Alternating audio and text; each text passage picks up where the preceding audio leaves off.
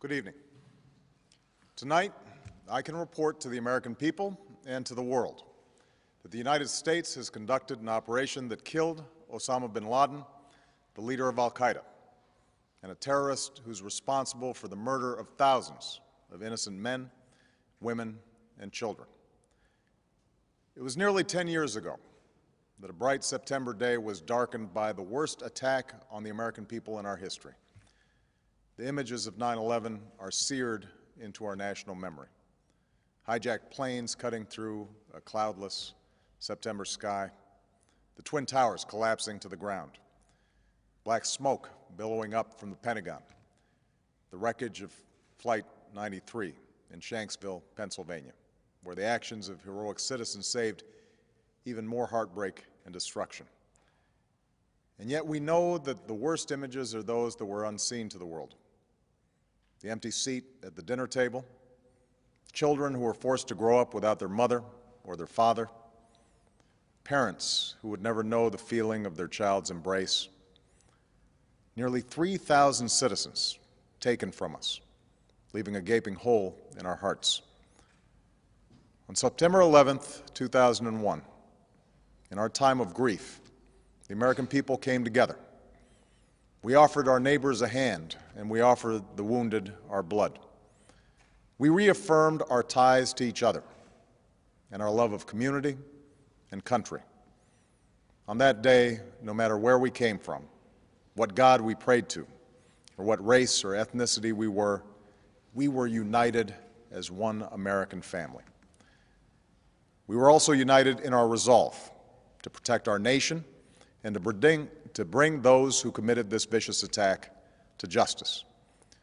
We quickly learned that the 9/11 attacks were carried out by al-Qaeda, an organization headed by Osama bin Laden, which had openly declared war on the United States and was committed to killing innocents in our country and around the globe.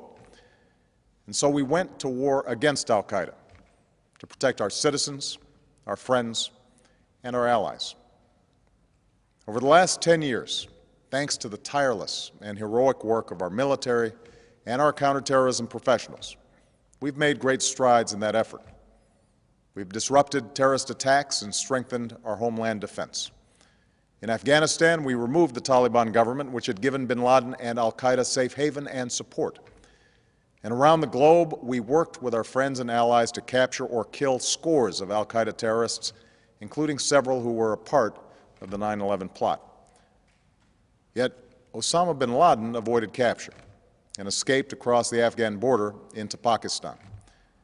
Meanwhile, al-Qaeda continued to operate from along that border and operate through its affiliates across the world. And so shortly after taking office, I directed Leon Panetta, the director of the CIA, to make the killing or capture of bin Laden the top priority of our war against al-Qaeda, even as we continued our broader efforts to disrupt, dismantle, and defeat his network. Then, last August, after years of painstaking work by our intelligence community, I was briefed on a possible lead to bin Laden. It was far from certain, and it took many months to run this thread to ground. I met repeatedly with my national security team as we developed more information about the possibility that we had located bin Laden hiding within a compound deep inside Pakistan. And finally, last week, I determined that we had enough intelligence to take action and authorized an operation to get Osama bin Laden and bring him to justice. Today, at my direction, the United States launched a targeted operation against that compound in Abbottabad, Pakistan. A small team of Americans carried out the operation with extraordinary courage and capability. No Americans were harmed. They took care to avoid civilian casualties. After a firefight, they killed Osama bin Laden and took custody of his body. For over 2 decades, bin Laden has been al-Qaeda's leader and symbol, and has continued to plot attacks against our country and our friends and allies. The death of bin Laden marks the most significant achievement to date in our nation's effort to defeat al-Qaeda. Yet his death does not mark the end of our effort. There's no doubt that al-Qaeda will continue to pursue attacks against us. We must and we will remain vigilant at home and abroad. As we do, we must also reaffirm that the United States is not and never will be at war with Islam. I've made clear, just as President Bush did shortly after 9/11, that our war is not against Islam. Bin Laden was not a Muslim leader. He was a mass murderer of Muslims. Indeed, al-Qaeda has slaughtered scores of Muslims in many countries, including our own. So his demise should be welcomed by all who believe in peace and human dignity. Over the years, I've repeatedly made clear that we would take action within Pakistan if we knew where bin Laden was. That is what we've done. But it's important to note that our counterterrorism cooperation with Pakistan helped lead us to bin Laden and the compound where he was hiding. Indeed, bin Laden had declared war against Pakistan as well and ordered attacks against the Pakistani people. Tonight, I called President Zardari, and my team has also spoken with their Pakistani counterparts. They agree that this is a good and historic day for both of our nations. And going forward, it is essential that Pakistan continue to join us in the fight against al-Qaeda and its affiliates. The American people did not choose this fight. It came to our shores and started with the senseless slaughter of our citizens. After nearly 10 years of service, struggle, and sacrifice, we know well the costs of war. These efforts weigh on me every time I, as Commander-in-Chief, have to sign a letter to a family that has lost a loved one, or look into the eyes of a service member who's been gravely wounded. So Americans understand the costs of war. Yet, as a country, we will never tolerate our security being threatened, nor stand idly by when our people have been killed. We will be relentless in defense of our citizens and our friends and allies. We will be true to the values that make us who we are. And on nights like this one, we can say to those families who have lost loved ones to al-Qaeda's terror, justice has been done.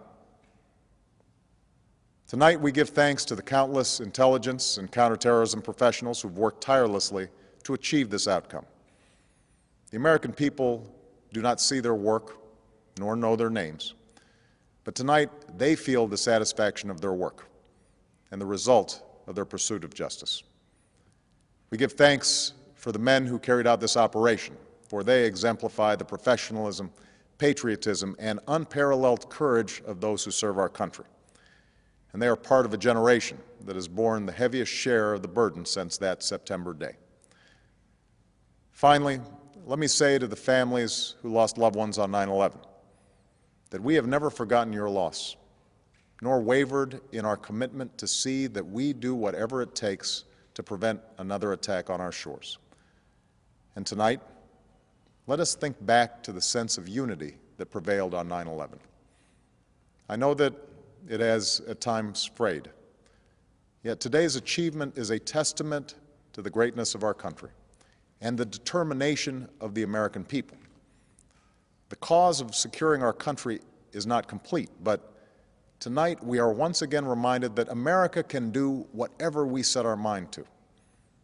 That is the story of our history. Whether it's the pursuit of prosperity for our people or the struggle for equality for all our citizens, our commitment to stand up for our values abroad, and our sacrifices to make the world a safer place. Let us remember that we can do these things not just because of wealth or power, but because of who we are. One nation, under God, indivisible, with liberty and justice for all. Thank you. May God bless you, and may God bless the United States of America.